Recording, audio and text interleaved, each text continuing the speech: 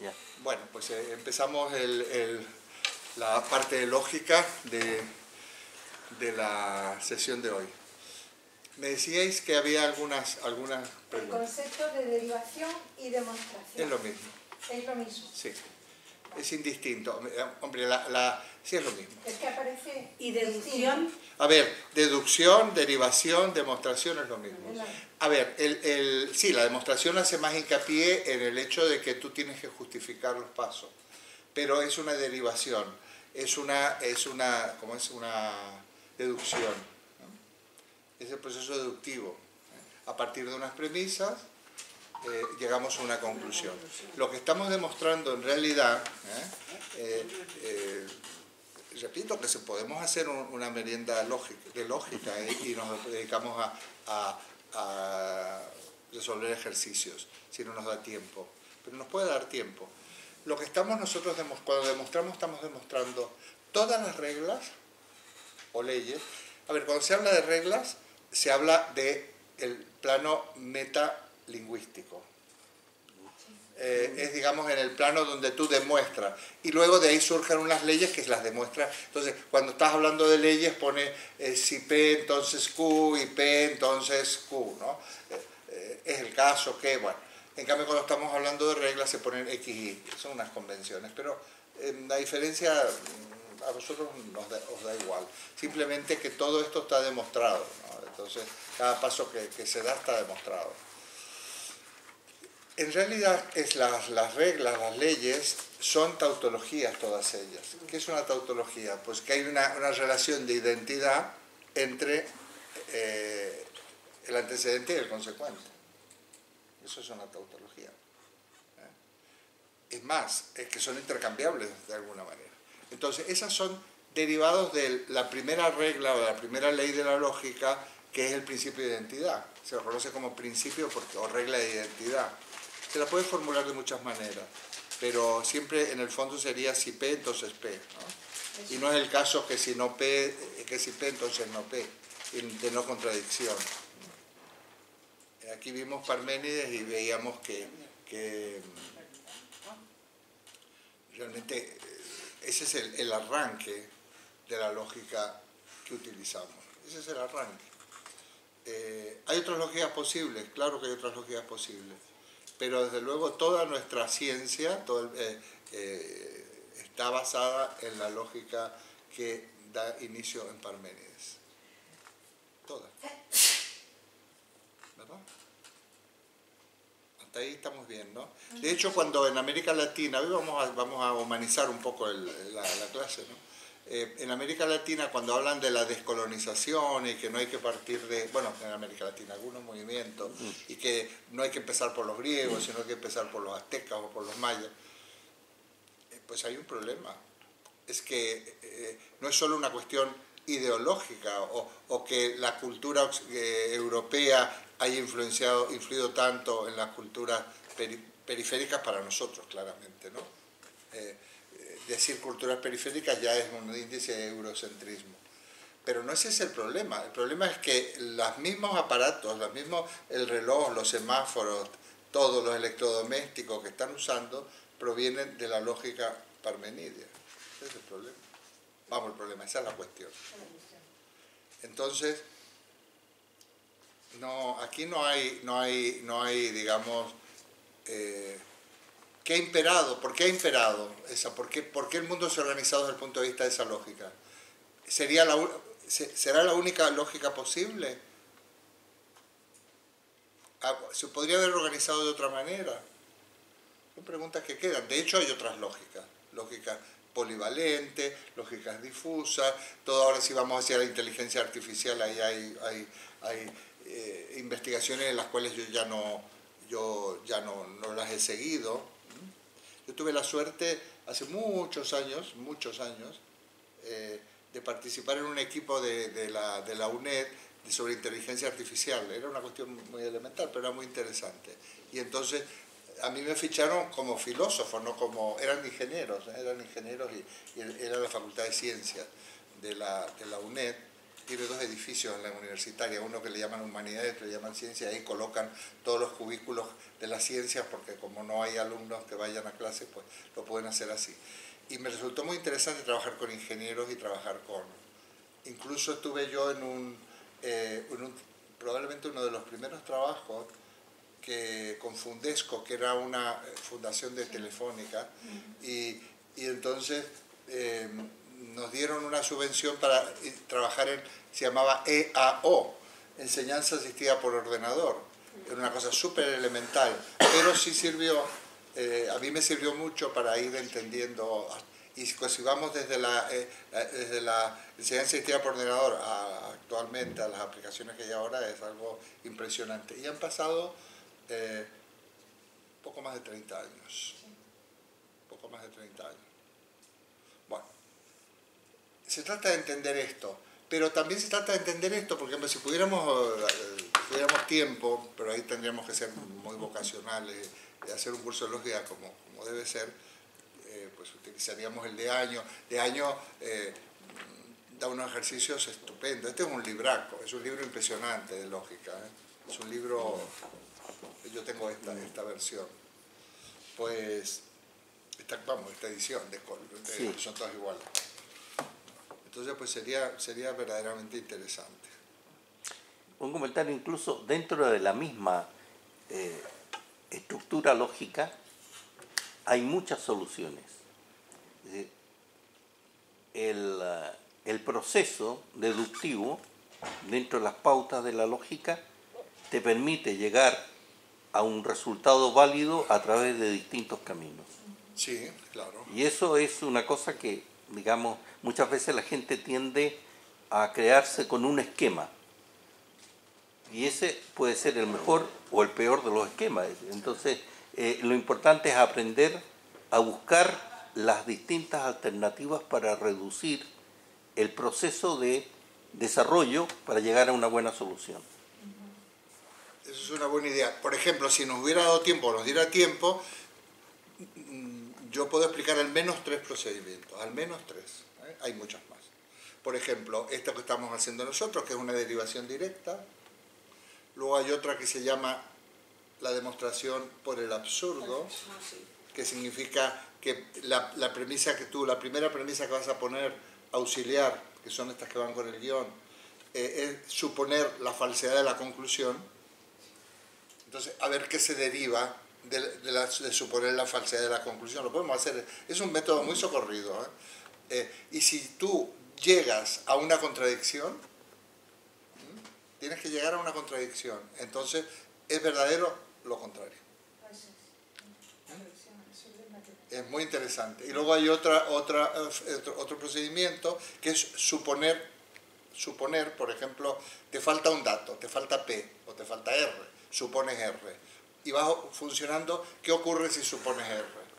Y entonces tú vas derivando y llega un momento que a R la vas a tener que eliminar deductivamente y llegas a la conclusión. O sea que hay por lo menos 3 procedimientos. Pero no creáis que es tan complicado, ¿eh? Hay que estar... A ver, hay algunos ejercicios, por ejemplo, cogerse las reglas o las leyes y una por una, razonarlas y escribirlas y decir... es un paso ineludible. No es necesario memorizarlas, pero sí hacer esto. Pero luego se adquiere la regla, el automatismo, ¿no? Entonces, sí, ¿alguna? No, lo que iba, no sé si habías terminado. Pero No, sí.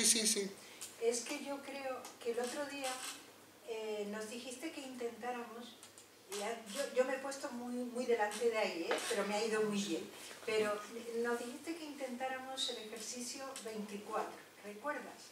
Y sería bueno empezar desde el principio muy despacito por el ejercicio 24, porque... Que además lo he traído. No lo has traído, yo no sé si lo tengo aquí, ¿lo tenéis alguien? El ejercicio 24. Es que es el de mayor complejidad que nos ha propuesto. Sí, lo puse un poco... Que como lo tiene casi todo, pues empiezan a darte cuenta dónde están las lagunas en cada uno de sus tareas. Me parece bien. Además yo lo puse como un, casi como si, bueno, casi para que os asustarais de alguna manera, ¿no? Ahora, podemos hacer el ejercicio más, también puedo hacer una cosa, aparte de hacerlo. Yo le mando hago una foto, bueno, pero si lo tenéis, y mando la foto, pero podemos hacerlo. Sí, porque yo ya no entiendo ni siquiera por qué empieza ahí. Bueno, entonces vamos a hacer una cosa. El ejercicio 24, no cambiemos la cámara, solamente enfoca y ya está. Porque... ¿Lo tienes, Lola? Sí. Antecedente. Se deriva consecuente o conclusión. Conclusión. También se puede decir consecuente. Es como en el silogismo. Ay, se me acaba de poner un boli. ¿Tenéis un boli? Yo tengo otro, pero me parece a mí... Este es el ejercicio, ¿de acuerdo? Sí. Si tenéis alguna duda, preguntáis. Esto, mirad, al menos lo tenéis que entender. Como muy bien dice Oliva, esto resume casi todo, entonces, porque es más complejito, ¿no? Muchas gracias. Por lo menos de vista. Los hay peores, aunque a veces son muy sencillos. Bueno, ¿alguna duda? Esto es una expresión lógica. Ahora bien, las premisas en realidad... Tenemos que identificar cuáles son las premisas. Mirad, aquí tenemos la primera premisa. Esta es la primera. Esta es la segunda. Y esta es la tercera. ¿Cómo sé eso yo? Bueno, porque dado que esto y esto otro, entonces obtengo aquello. Muy bien. Cuando en una clase con estudiantes de lógica, pues se les pone varios, o en un examen, tú les pones 3 o 4 ejercicios, o 2 de cada tipo, y ellos tienen que resolverlo, ¿no? Entonces, también puede ocurrir que nos saltemos un paso y ya se lo demos preparadito, ¿no? Porque esto lo aprenden inmediatamente, no hay ahí ninguna... Entonces, premisa, fijaos, voy a seguir, esto es una mayúscula. Premisa 1, estoy siguiendo de año. No todo, bueno, eso es otra, no todo el procedimiento didáctico de año es propio, es muy interesante. Primera premisa, ¿cuál es? Si es el caso que si P o Q, entonces R, I, S.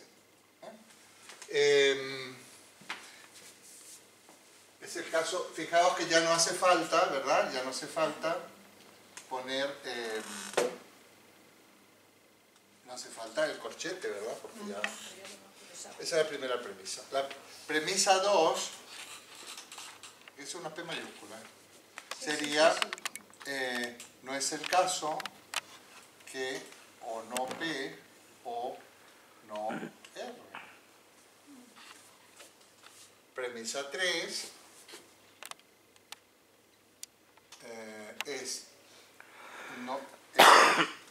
si no T, entonces es el caso, siempre que hay un paréntesis, pero eso como no vamos a andar haciéndolo, no importa, pero te diría un profesor, es el caso que, si no T, es el caso que, no es el caso que P o S. ¿De acuerdo?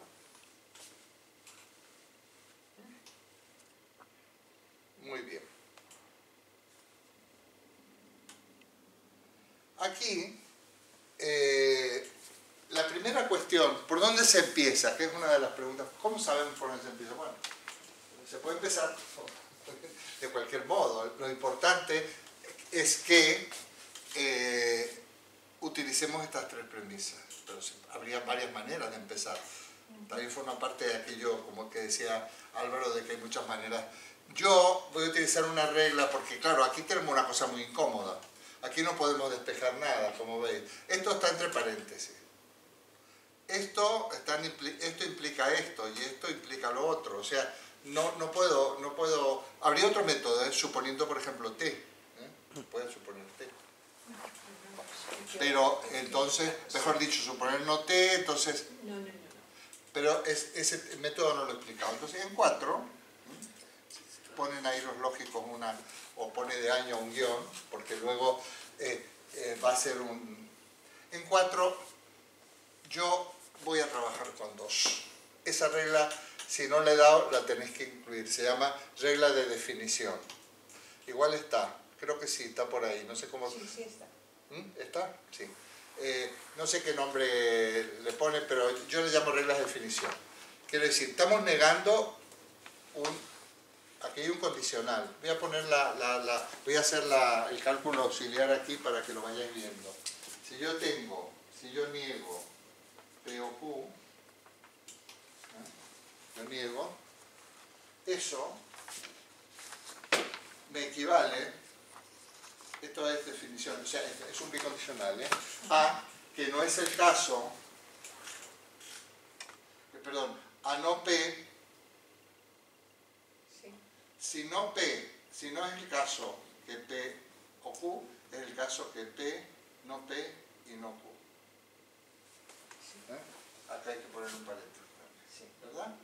¿Por qué? ¿Está desarrollando el 2? Está desarrollando el 2.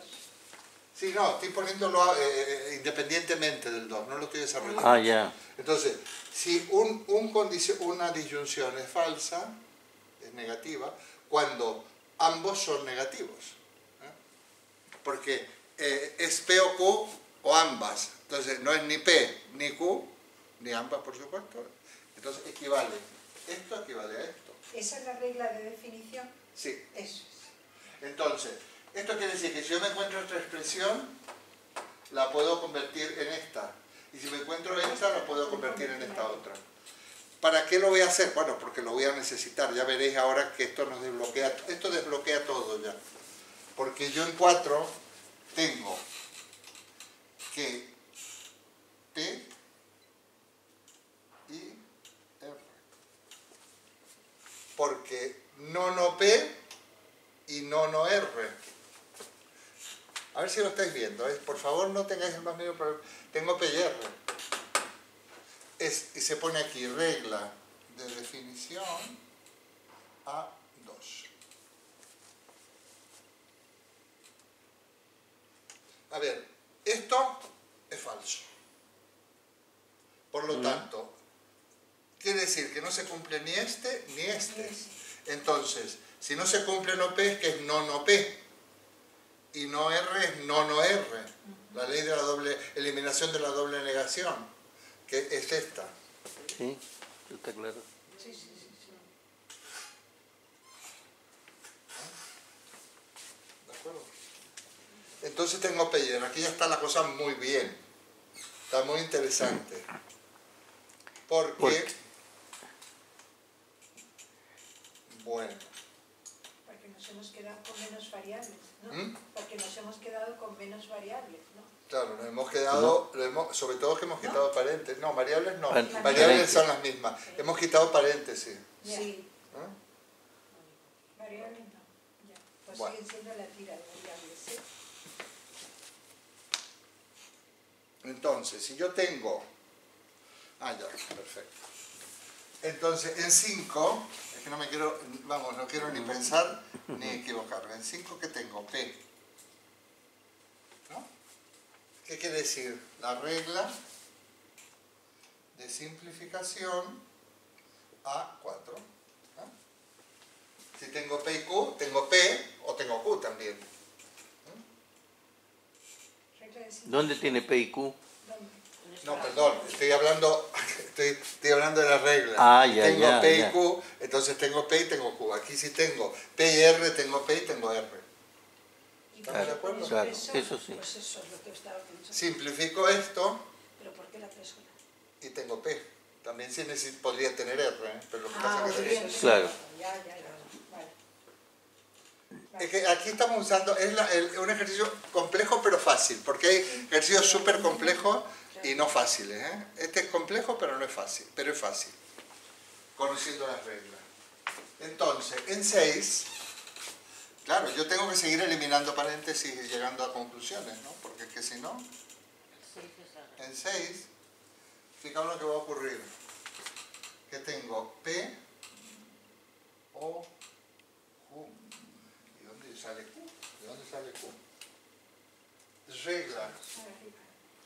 Introducción de la disyunción A5.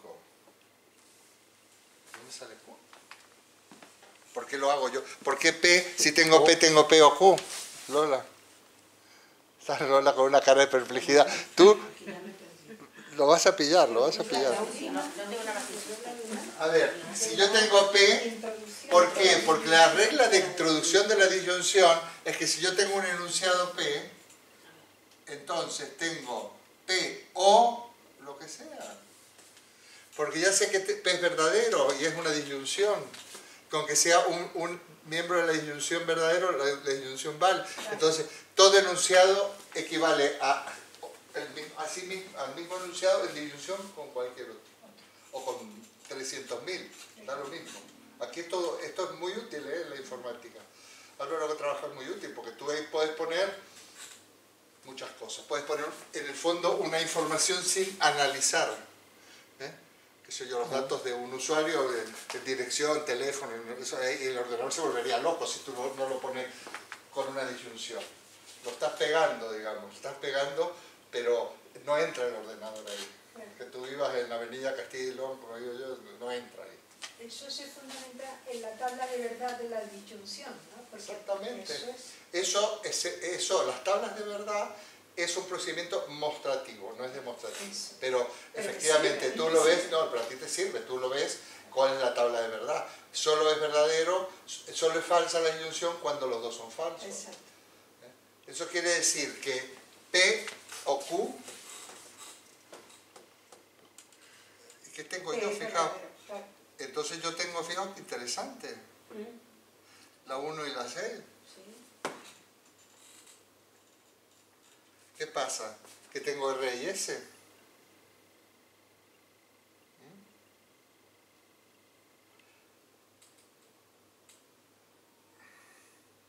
Fijaos.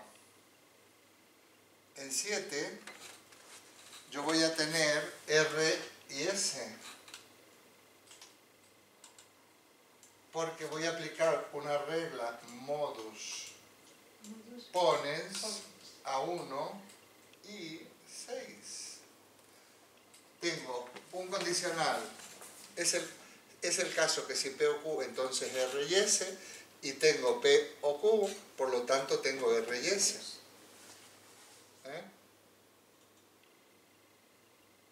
Afirmar. Ponens es afirmar. Y digo yo, ¿no se puede empezar por el 7, que es más fácil? ¿Cómo? Se puede empezar por el 7, dice Lola. No, porque tienes que llegar al 7. ¿Por qué? Porque eso es lo... Tienes que llegar porque esto lo tienes, tú no puedes empezar, tú dices empezar por aquí, no, ¿y de dónde lo sacas? No, tienes que llegar porque aquí está implicado, entonces ya lo hemos quitado de esta expresión. Y nosotros sabemos, podemos aislarlo, digamos, porque hemos afirmado el antecedente. Claro. Primero coges Y entonces obtenemos el consecuente. Lo podemos hacer las veces que tú quieras, ¿verdad? Lo podemos hacer las veces que tú quieras, y además lo del tomar un café lo digo en serio. Lo digo en serio. Si el que se pique, porque cogemos, quedamos 4 o 5, o en mi casa, o en el Hordo del Bernabéu, o en la Sara de muy tranquilo, y te aseguro que lo saca. ¿Sabes por qué? Porque en la lógica pasa una cosa. Si tú entiendes los principios teóricos, y entiendes más o menos, pero no logras razonar un ejercicio a fondo, te vas a quedar cojo. Te vas a quedar cojo y nuestro organismo rechaza esos conocimientos. Porque no nos sirve. El propio organismo dice, ¿esto para qué? No, pero si no llegas hasta el final. Tenemos R y S, pero nosotros tenemos que llegar a T. Claro. Tenemos que llegar a T. Perdona, Bueno, fijaos qué interesante. Perdona, Eduardo, ¿cómo has llamado esa regla que has aplicado? Regla modus ponens. Ponendo ponens, afirmando afirmo. Afirmo. ¿Y por qué añades 6? Preguntaba ella. Porque aplicas la que está en el número en el paso 6. Claro, yo le hago aquí, no, el 6, el 1 y el 6. Obtengo el 7. Con el 1 y el 6 obtengo el 7. No, buena idea esto de haberlo. No, yo lo pensaba hacer desde el principio, lo pensaba mandar, porque nos lleva toda la hora hacerlo. Pero así te podemos preguntar paso a paso. Exactamente. Entonces, ahora tenemos que llegar a T, Lo tenemos aquí, pero fijaos, cómo tenemos aquí a T, lo tenemos aquí, no T, ¿cómo llega? Bueno, todo se andará. Primero, en 8 tengo S, porque regla de simplificación A7. Si tengo R y S, tengo S, ¿no? Claro, por supuesto. Vamos a 9 ahora.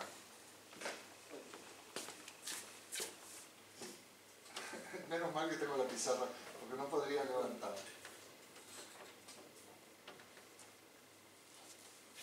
Oye, dinos en qué te podemos ayudar para que no te duele. No, de lo contrario, tengo que hacer. No, hasta ahí llego. Ahora tienes que mover. No, pero si quisiera escribir arriba, tendría que hacer No. subo y escribo. Todavía No, yo me rehabilito a lo bestia, ya verás. Bueno, 9. 9. El 9, fijaos, el 9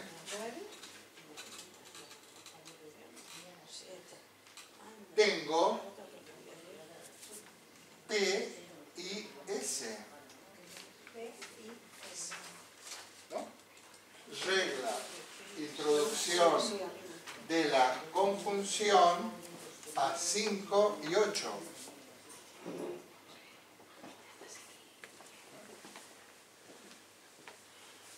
Hombre, Carlos,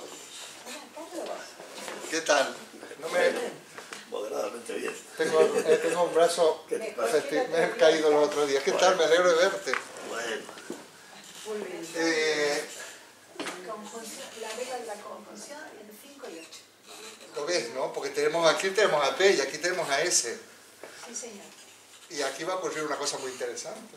Y es que ya tengo la conclusión ya, el próximo paso. Porque la conclusión era T. ¿Qué sería el paso 10? La conclusión era T, ¿verdad? Sí. Muy bien. ¿Qué pasa? Fijaos. P y S es la negación de no es el caso de que P y S. Entonces, en 10 tengo T